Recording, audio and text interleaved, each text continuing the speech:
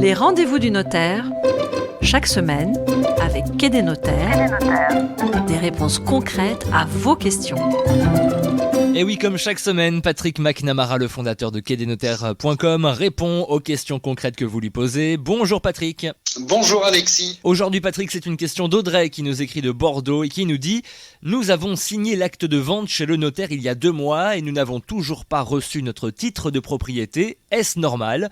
Que puis-je faire pour récupérer mon acte de propriété ?» Patrick. Alors, en premier lieu, Alexis, il convient de dire à Audrey, pas de panique, ne vous inquiétez pas, le notaire vous a remis immédiatement après la signature de l'acte authentique de vente une attestation notariée, également appelée attestation de propriété, qui vaut titre de propriété provisoire et qui prouve que vous êtes bien propriétaire.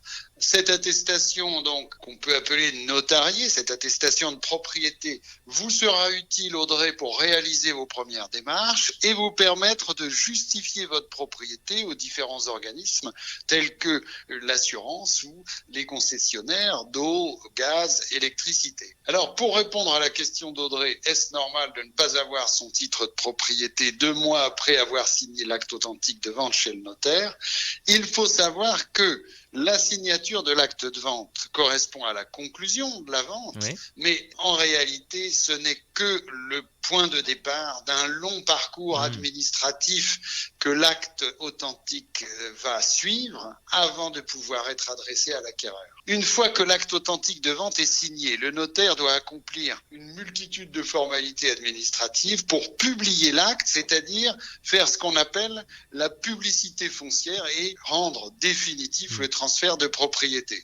Alors, de quoi parlons-nous ? D'abord, le notaire va devoir remplir un répertoire officiel qui est obligatoire, qui est contresigné par le président de la Chambre des notaires et qui est rempli au jour le jour et qui contient les éléments essentiels de l'acte, le nom des parties, la date de l'acte, la nature de l'acte.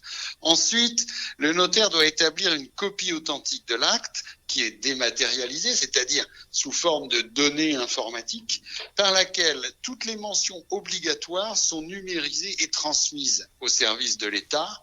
Et lors de cette transmission, le notaire fait ce qu'on appelle la liquidation des taxes, c'est-à-dire il calcule les droits de mutation, ceux que l'acquéreur a payés, et le notaire va prélever sur les sommes que l'acquéreur a payées les droits de mutation qui seront versés à l'État, au département, à la commune. Et ce paiement des impôts de mutation est fait par le notaire au moment de la publication.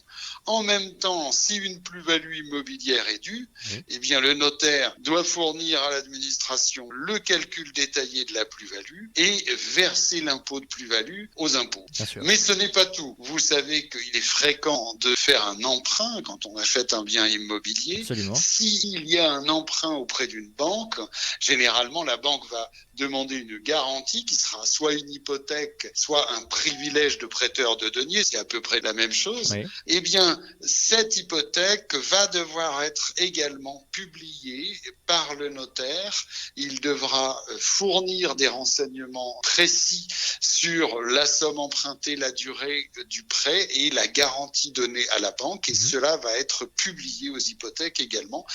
De la même manière, s'il y a une servitude de passage ou une servitude de canalisation dans la vente, eh bien, le notaire va devoir publier et donner toutes ces informations précises aux hypothèques. Alors, à mon tour de vous poser une question, Alexis, savez-vous ce que veut dire incommutable ? Incommutable, non, j'avoue que je ne sais pas ce que ça veut dire, Patrick. Eh bien, incommutable signifie une propriété qui ne peut plus changer de propriétaire. Alors, pour rendre la vente incommutable dans ce parcours administratif, le notaire doit publier, c'est-à-dire donner des informations précises de référence de publicité foncière du bien, et cette transmission de référence aux hypothèques va permettre de confirmer que le bien a bien été transmis au propriétaire acquéreur et que ensuite la propriété est incommutable. Mais alors Patrick, après tout ça, que devra finalement finalement faire Audrey pour récupérer son acte de propriété ? Pour récupérer son acte de propriété, Audrey peut simplement adresser une demande à son notaire. Mais Alexis, aujourd'hui, c'est l'heure de l'acte électronique authentique Oui. et la totalité des notaires ou presque fournit une copie authentique dématérialisée, c'est-à-dire électronique de l'acte dès la signature. Normalement, Audrey a dû recevoir immédiatement après la signature de l'acte une copie électronique de son acte. Vous savez que les notaires maintenant sont passés à l'acte sous signature électronique. Voilà, et donc c'est fini le temps où on signe toutes les pages à la main, une par une. Le notaire est donc en mesure de fournir une copie électronique de l'acte immédiatement après la signature. Que l'on reçoit donc par mail, donc Audrey peut faire sa demande à son notaire, si on l'a bien compris. C'est ça, Patrick ? Exactement. Merci beaucoup, Patrick. Si vous voulez, comme Audrey, poser des questions à Patrick McNamara, eh bien n'hésitez pas, faites-le dès maintenant sur quai-des-notaires.com/les rendez-vous du notaire. Et nous on se dit à la semaine prochaine, Patrick. Merci Alexis, à la semaine prochaine. Les rendez-vous du notaire, chaque semaine, avec Quai des Notaires, des réponses concrètes à vos questions.